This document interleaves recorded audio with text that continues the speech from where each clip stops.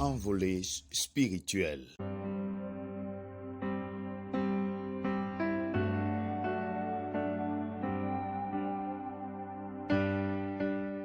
We have an invitation and let me read it for us. Mr. Gerard Kwakuku and Mr. Prince Okorobon cordially invite you to witness their marriage ceremony on the 28th December 2021 at the Baobab Council at 10 a.m. Ladies and gentlemen, good morning and welcome. This is the invitation card of Mr. Gerard, the only child of the Kwakuku, a Christian family. Astonished by this choice, the parents are worried and they ask themselves many questions. Should we give him our blessings? Do we take part in such ceremony? My dear friend, do you want to know more about this story? Our pastor is there and he will give us many about the story.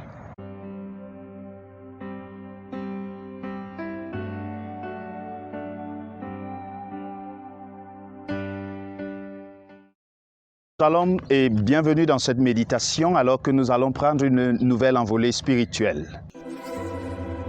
La première chose que je voudrais dire, c'est qu'un gay est quelqu'un, un être humain qui a décidé d'avoir une autre orientation sexuelle. Une orientation sexuelle qui n'est pas commune parce qu'elle n'est pas divine, elle n'est pas exactement ce que Dieu nous a demandé de faire. Un gay est un être humain ayant pris une autre orientation sexuelle.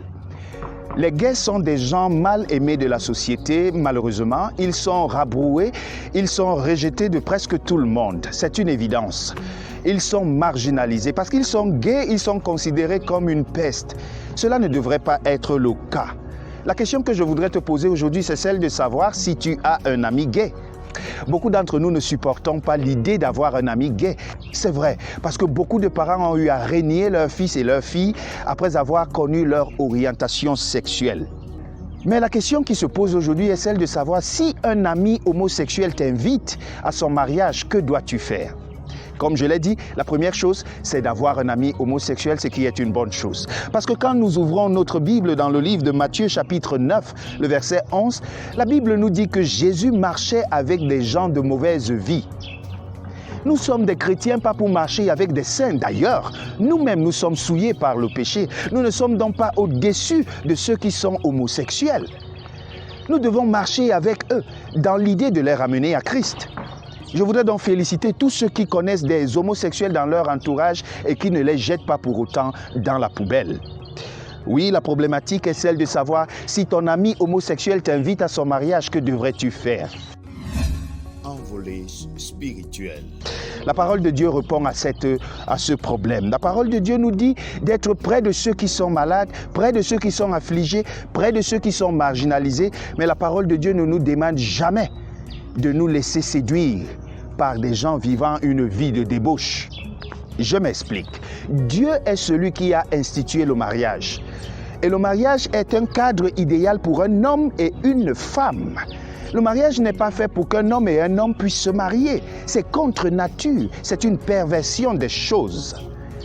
Alors, aller à un mariage homosexuel, en fait, c'est de valider l'immoralité, c'est de célébrer le péché, ce qui ne devrait pas être le cas. Nous ne sommes pas appelés à célébrer le péché, nous sommes appelés à dire la vérité.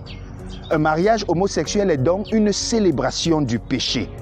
La Bible nous dit dans le livre d'Hébreux chapitre 13, le verset 4, que le mariage soit honoré de tous.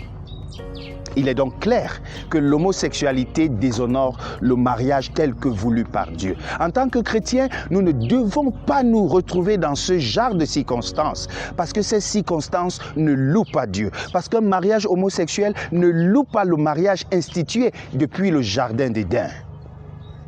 En conclusion, mes chers amis, oui, nous pouvons soutenir nos amis lorsque nous savons qu'ils sont homosexuels et qu'ils ont une orientation sexuelle pas bonne. Nous ne devons pas les fuir, non. Nous ne devons pas les marginaliser, nous ne devons pas les rabrouer, nous ne devons pas les discriminer. Nous devons être près d'eux en vue de leur sortir de ce péché, parce que oui, c'est un péché que nous devons éviter.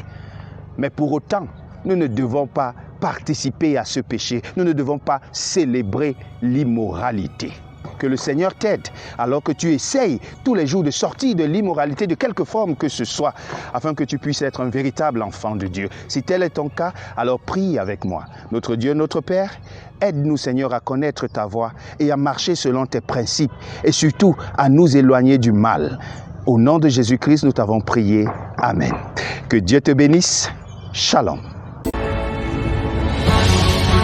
Du lundi au vendredi, recevez tous les matins des méditations inspirées et prenez chaque jour une envolée spirituelle.